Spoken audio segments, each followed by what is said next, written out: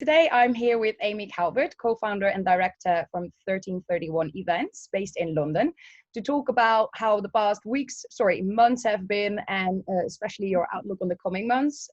Amy, you've been one of the most positive event directors, I think, that I have on my LinkedIn feed, and you made me very happy over the past months with your positive outlook and your expectations. So I was really looking forward to interview you today. And as you know, I like to break things down in 3 areas: so personal, industry, and business. And I would like to get started with personal. How have you been approaching the last months and the coming months? So personally speaking, it probably sounds slightly wrong to say this, but I've actually had a really good time. Which I don't think you're going to have many people saying. I live with 2 other people, which has been, I think, really good, especially for lockdown, because we've just had quite a lot of fun. We've eaten really well. We've cooked amazing food, since obviously no one's going out and spending any money. We've had plenty of spare cash to buy, posh steaks from the butchers, nice wines, nice gin and tonics.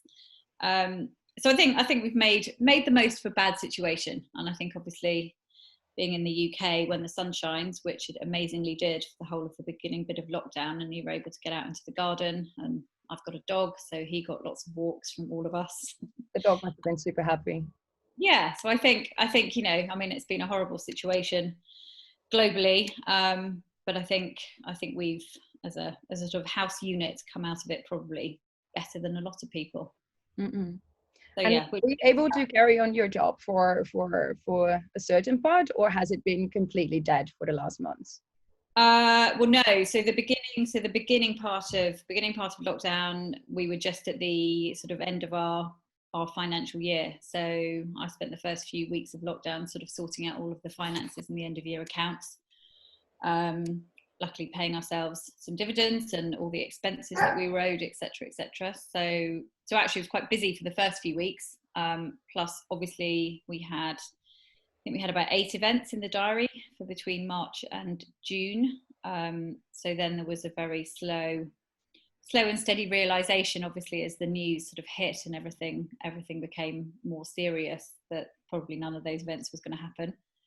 So yeah, then obviously moved into the process of switching all of those events around. Some were wanting to postpone immediately and didn't want to commit to a new date. Others we shifted to new dates later in the year or next year. So that's kept me quite busy. And then I think we've just been trying to focus a lot on sort of sharing content on LinkedIn. We're producing an ebook at the moment, which has gone into the design stages. And we've done other, lots of that, focused on admin stuff. So updating our sales brochures, other things that will probably help in the long term. And obviously keeping in touch with clients for the events that we're still working on that are yet to be decided. Mm-hmm. And what is the ebook about? So we've written sort of the A to Z of event management.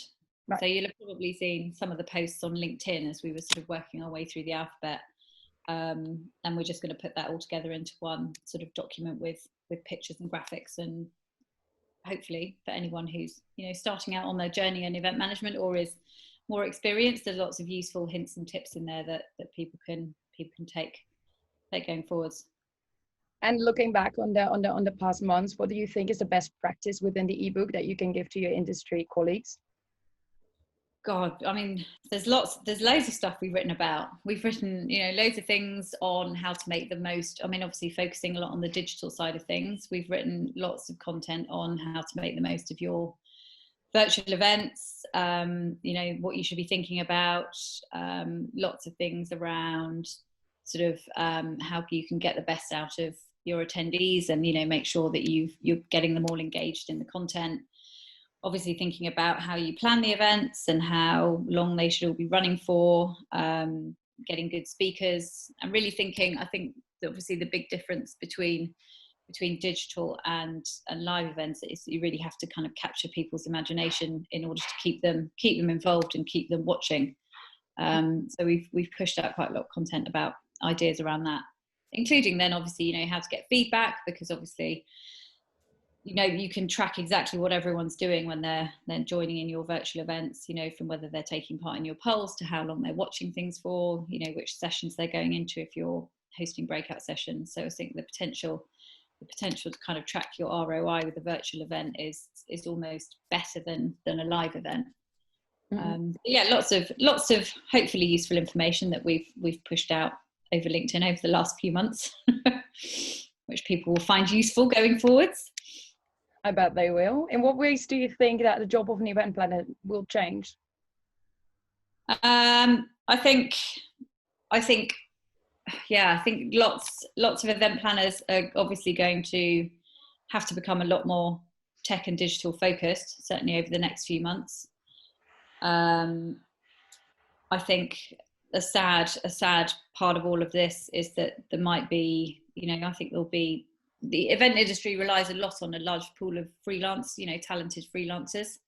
And I think if there are less events happening, there will be a lot of very talented people who will potentially go off and find other work or do other things until we sort of get back to how we were 6 months ago.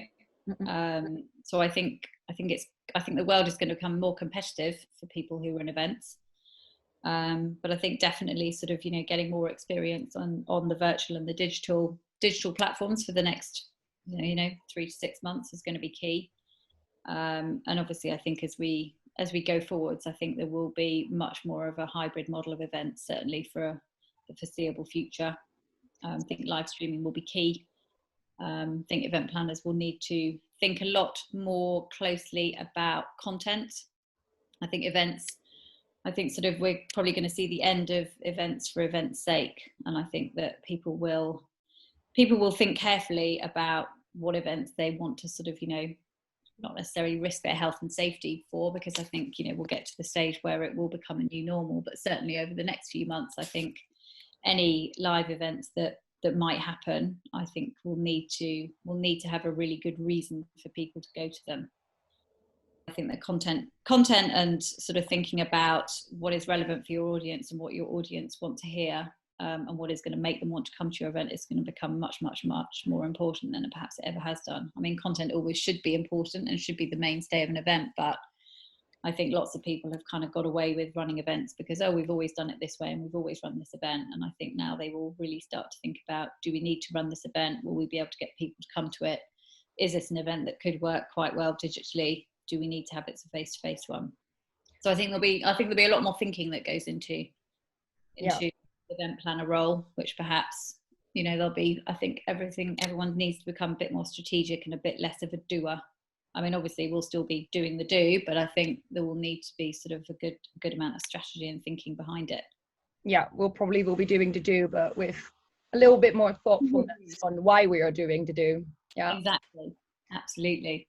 So if I'm an event planner and I want to be a future-proof event manager for the upcoming time, how do I make sure that I broaden my skill set? God. I think spend time while you can, sort of getting to know a lot of the sort of digital platforms out there. I mean, obviously lots of businesses are tied to, to WebEx or, to the systems that they're using anyway, but there are also a lot of new event management, all-encompassing platforms that have come out and, that sit happily with apps or that sit in a whole entire system. And I think for any event manager, I think certainly any going into a new role, I think there will be a lot of interest in what experience and what knowledge do you have on these digital platforms. So I think sort of spending time looking at demos, seeing how they work, figuring out who does what. And there's every day there's a new one that seems to be on the market that offers, we're recreating an entire event venue, etc. And you can have breakout rooms and you can have a speaker green room and you can have networking area and you can have your exhibition area and you can have, all of this. So I think yeah, key to kind of get up to speed on all of those new bits of tech that are appearing. And then I think obviously the other part is really, I think an event manager will really just need to be strategic and start thinking about sort of the why behind every event. starting with the why, I think, is going to be key for every event planner, and the way they think about the events that they'll be working on. Yeah, I think there will be, as you mentioned, a new sort of pre-planning that is really purpose driven, to see what is the goal here, what do we need to do, and do we have to have a live event for it. Moving on from that, if you're looking at the industry, you're in London, you're in the UK, what are the expectations from the government outwards? What general advices have they been giving out about postponing and cancelling events? So the general consensus amongst the event industry is, postpone, don't cancel. Everybody wants to see events happening again at some point. So I think there's been a big push, amongst everyone working with clients, to try and persuade them not to just pull the event in its entirety, and just to, be prepared to wait until we can plan them again. I think in terms of sort of government and what the government has been doing, not much yet.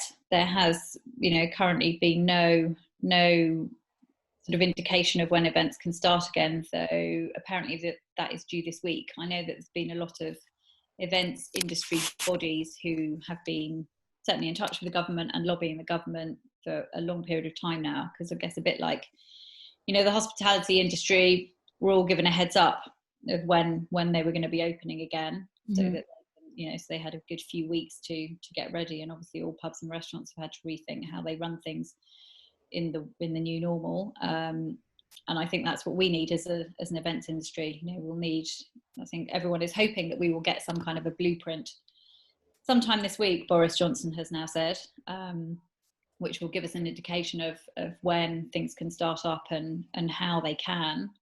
The other thing I read the other day was that events won't be able to start until the UK, or certainly England, is down to a sort of level 2 in the risk of COVID. I think we're at 3 at the moment. So, all right. I suspect it will be sort of smaller events starting first, and then a slow increase to larger events. Obviously, that is still an assumption from where we are now, and we're in the beginning of July. This is a pretty important time then for the event industry in the UK, or anywhere over the world, but especially in the UK now. We are already a few months in from when the pandemic really started to hit home, so to say. So what has the government been doing in the meantime? Have they been supporting at all without giving off an assumption on when you could start again? Or is it really everyone to themselves in this situation? Well, obviously, I think they've come up with a furlough scheme, which I think has saved a huge number of businesses over the last few months, who wouldn't have been able to sort of pay staff with no money coming in. But I think what we're seeing now is the furlough scheme is sort of petering out as we head towards October, and I think businesses are now needing to contribute more as we get closer to the end of the furlough scheme. And so now is the time when we're starting to see whether businesses can stay afloat or not. Sadly, I think there's now, certainly from the activity I see on LinkedIn, it looks as if there's a lot more people who are being made redundant, as jobs are as teams are being shrunk and jobs are contracting. But equally, I think the government have just given a 1.57 billion pound helping hand to sort of the arts industry, which will help theatres, etc. So whether that will happen for events as well, because I guess events needs to comes within the same arts and hospitality, because it's going to cover festivals, and it's going to cover concerts, and it's going to cover all of those kind of things which still sit within the industry. So hopefully we'll see. I know that there have obviously been sort of government grants as well, which have been quite easy to get if you're a smaller business needing extra support to tide you through. I think you can get between 30 and 50k with a very simple application program, and it's a sort of government backed loan. We haven't needed to take advantage of that, but I think lots have. Mm-hmm. So there has been support, but I think more than anything, actually, what people need now is some kind of indication of when things can start again. Because until such time, you've just got so many businesses in limbo, just waiting. And I know that a lot of event suppliers have been sort of doing other things. So lots of them were involved in the building of emergency hospitals at Excel and the NEC, etc. Lots of event production companies were involved in that. But obviously lots of people just need events to start happening because that's the lifeblood of their business. So for sure. No, that was great to see that the event industry is that adaptive, that they can help out in a situation like that and utilize their creativity, their flexibility, and their urge to help out and to do something in this time, and not to sit back and see what is going to happen. In that aspect, have you seen any other very positive things happening in your network where people utilize their skills in a different way or show adaptivity on another level? Yeah, I mean, I think there's been a huge amount of creativity, from an industry that absolutely relies on everything being face to face to suddenly switch to everything being over a screen or digitally. I mean, it's a massive, massive transformation. I mean, obviously it's affected everyone, hasn't it? And everyone suddenly had to undergo a digital transformation, whether they like it or not. But I think for an industry which is all about live events and face to face and bringing people together in one place. Yeah, I mean, I think we've seen some amazing things. So, companies who would do face to face gin tastings have managed to pivot to doing those online and sending, boxes of sample gins to people's houses to do. Got catering companies who have done cook along with us and sending them boxes of amazing food for people to cook at home. I think we're now seeing more sort of, more festively type production companies come up with ideas of how we can do concerts safely where people can drive in. There's a whole sort of drive-in cinema thing, which is now taking off. I think there's loads of creativity within the industry that we've seen happening over the last few months, which you kind of think, oh, I wish I thought of that. But lots of amazing things. And, team building companies have pivoted and come up with brilliant ideas of how you can still do team building events for clients or for internal teams over Zoom. There's escape rooms and there's quizzes and there's murder mystery nights. I think, yes, so seeing all of that sort of coming to the fore in all of this has been incredible. And I think as an industry, we are all super creative, and we're also, pretty resilient, and everyone is always quite positive about everything. So I think this has kind of been a real test of that, and really demonstrated, what a great industry it is to be in. It's high time that the industry would be recognized as an actual industry as well, as you're saying, just like that has been done with the art industry, for example. Maybe by this all happening and losing out so much money and cash flow and all different aspects that have to do with the meetings and the event industry, maybe after this, it's a good time to really have a talk within the UK government to see how that can be recognized a bit more. And I think this is a global thing, to be honest. I haven't spoken to anyone just yet who said, oh, well, we're recognized as an industry or as an actual vertical, so we can tap into the same benefits as many others can. It's a pretty standalone situation for events. If you're looking at your own business, how have your clients responded to this situation? So we've had a mix. We've had some clients who, some who work for the bigger corporates, who have sort of cancelled their events, and I don't think we'll be doing any face-to-face events until 2021, probably beyond. Okay. We've got others who have said, we 100% still want to run the event, so let's just wait and see when it's safe for us to do so. And then we've had others where we've rescheduled events from sort of May and June time to September, October time, and now we're obviously looking at those again with a question mark over whether we'll be able to run them in September and October. So a mixed bag. And then we've got clients that we're talking to big events about in 2021, which I think until there's some sort of directive from the government, I think everyone is sort of holding fast and not wanting to commit too much, because I guess everyone's been super flexible, and sort of everything, all the events that we had, we've just rolled over deposits, we've rolled over things, so it's all just moving forwards. But I think there's until we really know when we can start doing things and what size they can be and how they're going to look, and do we have to do stringent social distancing, and will we have to do reduced numbers and all of that side of things. I think a lot of people are just holding fast to see what happens, with fingers crossed. Exactly. Fingers crossed. Have you been able to come up with a way to really fill the gap of the cash flow that you're missing out on right now? Or are you fully confident that in 2021 there will be double the amount of events, or it will be structured in such a different way that you rethink your models? I mean, Cashflow. Luckily, we were okay. Obviously, because as I said, we'd just finished our previous financial year, so that was good timing. And with everything else, I mean, obviously, I think we've probably accepted that 2020 is not going to be a great year financially. But I can't help but think, as a result, 2021 is going to be super busy. I just think for everyone, I think it'll be a while before obviously events will go back to being completely normal as they were. But I think after probably the best month, sort of 9 months of everyone doing everything digitally, I think, as human beings, we all need to connect and we need to interact face to face. And so I don't think there's any way that the industry will not come back. And I think they will probably come back stronger than ever. Yeah. With that in mind, do you see do your clients have complete new focus points right now? I think a lot, yeah. So some are focusing very much on doing sort of smaller webinars and smaller events digitally, which I think that, for some it's been really successful. They're reaching much wider audiences than they perhaps would had they done a roadshow, for example. Tapping into a whole new segment.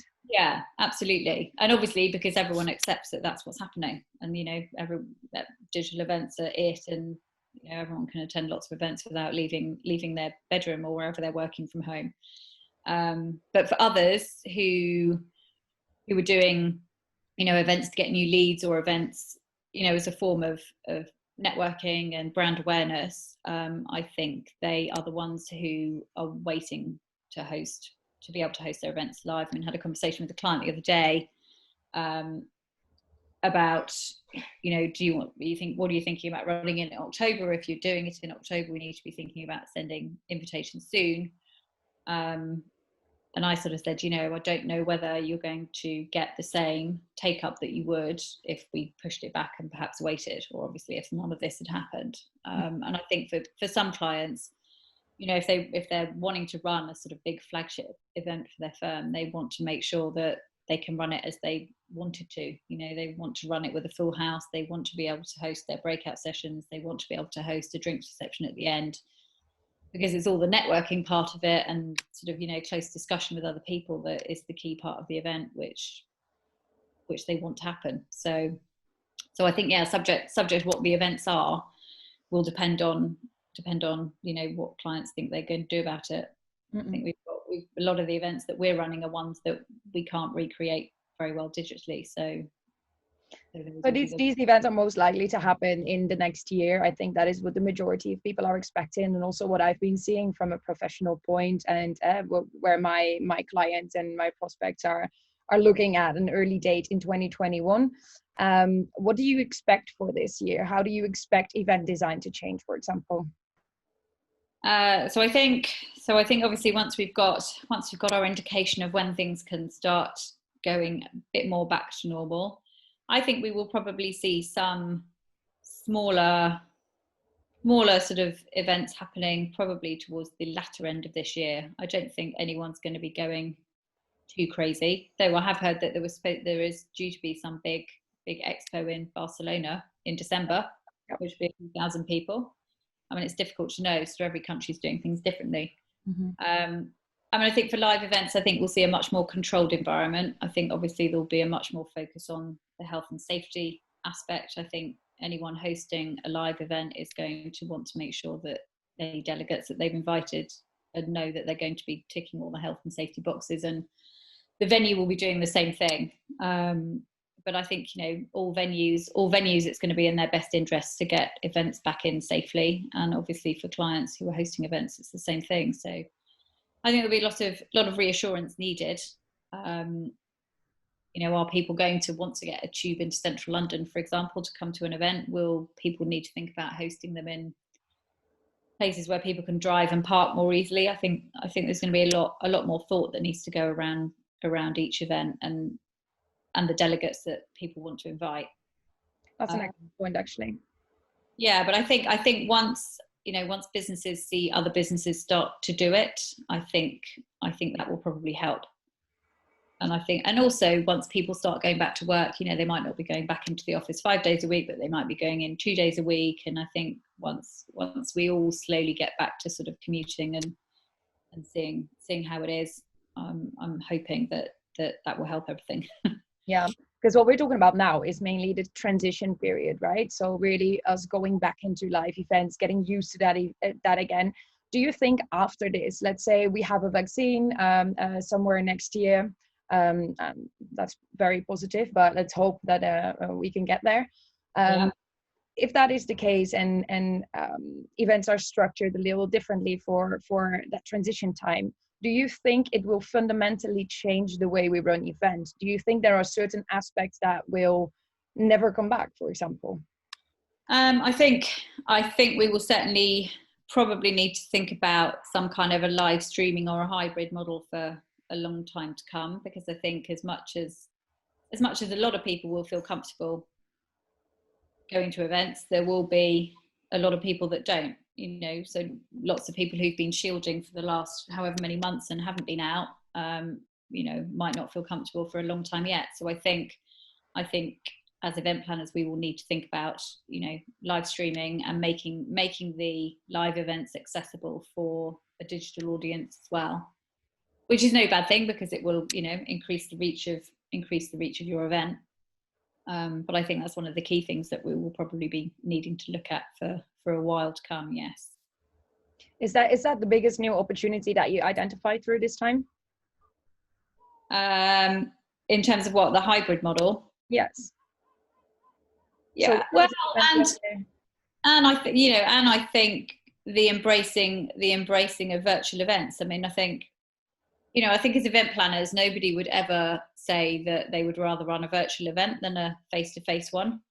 So I think this time has obviously forced everyone to do that, because there is no other option. And I think a lot of businesses have managed to run them very successfully, and had they not been forced into doing it, they would still be doing the same old, I'm going to do a roadshow and go to various different cities, and I might get 30 or 40 people coming to each run, but if I do this digitally, then suddenly I've got 100 people coming.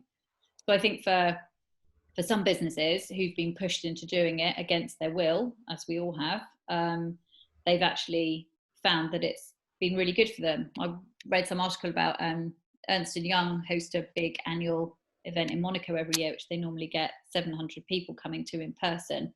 And this year they ran it digitally, and they had over 2 million people dialing in for it. That's amazing. So they've gone, well, hold on a second, look at the global reach we can have by doing this digitally. And they have, as a result, sort of changed their strategy to now incorporate many more digital events than they ever would have done normally. So I think in some ways, in some cases, it's been a really positive thing.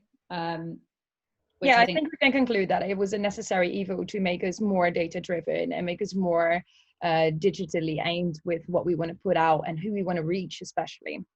Yeah, and I think there will be a lot of people who also, will have embraced new technology that they perhaps haven't used before, and will have suddenly realized the benefits of it.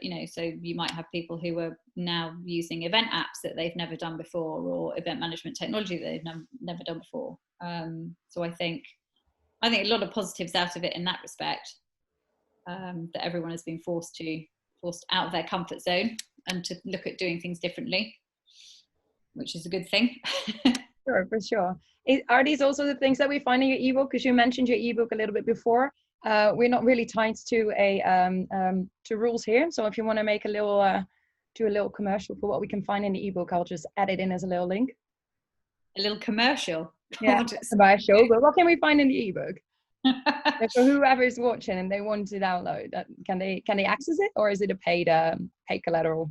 No. It's going to be a free one. They'll just have to give us their email address. Amazing.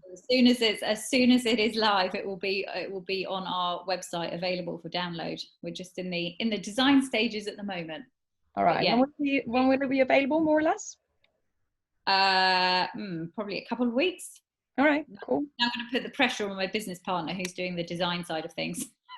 She'll be like, great, thanks. Better take your time and make a really stunning ebook, and then we'll just follow up on that for whoever's interested to receiving. They can just let us know. Hey, Amy, it was super good speaking to you. I'm really happy about your outlook and what you're expecting. It was definitely not that much of a daunting scenario as some people have hanging above their heads, I think.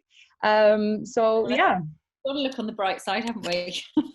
We do, and I think we should as well.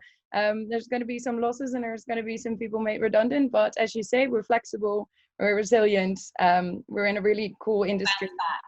And yeah, definitely we'll go back. Thank you so much. No worries.